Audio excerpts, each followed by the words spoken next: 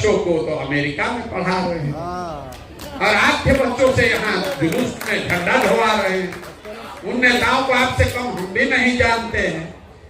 मैं भी करता हूँ और आप सबों को करनी चाहिए, क्योंकि आप एक शिक्षित व्यक्ति हैं। बिहार को बदलने की बात कर रहे हैं, इसका विरोध कहीं से नहीं है।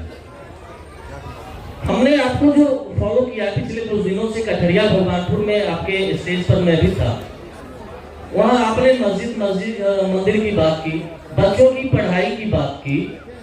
तो हमारा सवाल ये है कि दिल्ली में अन्ना जी के अनशन से केजरीवाल जी निकले, लोगों ने भरोसा किया,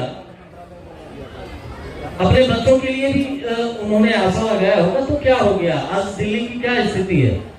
मुझे नहीं लगता है कि दिल्ली के लोगों की स्थिति बहुत पहले से बेहतर हो गई है।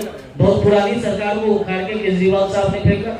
बिहार में आप कह रहे हैं हम लोग भरोसा करने के लिए तैयार हैं, हम आपके साथ रहेंगे, लेकिन इसकी क्या गारंटी है कि हमारे बच्चे आपके आने से बेहतर शिक्षा ले पाएंगे, बेहतर रोजगार मिल पाएगा? सर प्लीज एक मिनट, बस एक मिनट सर।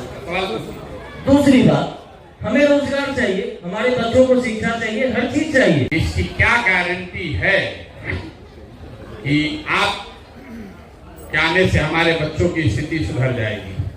आप पर भरोसा क्यों करें? वही बात यही भी कह रहे हैं। इतनी देर से हम आपको यही कह रहे हैं कि भैया मेरे पर तो बिल्कुल भरोसा मत करो, मेरे पर भरोसा मत करो।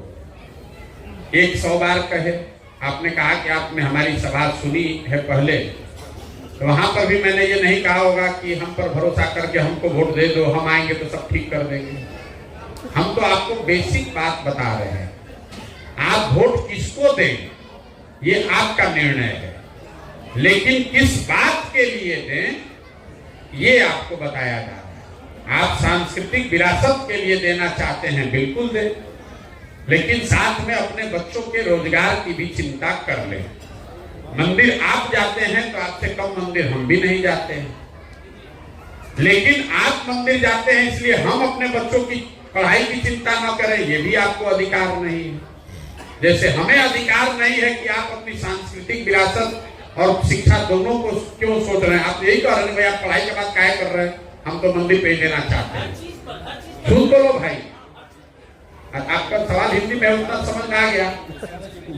आपका ये निर्णय है कि आप सांस्कृतिक विरासत पर वोट देना चाहते हैं, मान लीजिए, मैं ये नहीं कह रहा आपका निर्णय, मान लीजिए हमारा निर्णय है, तो ये मेरा विचार है, लोकतंत्र है, आपकी स्वतंत्रता है।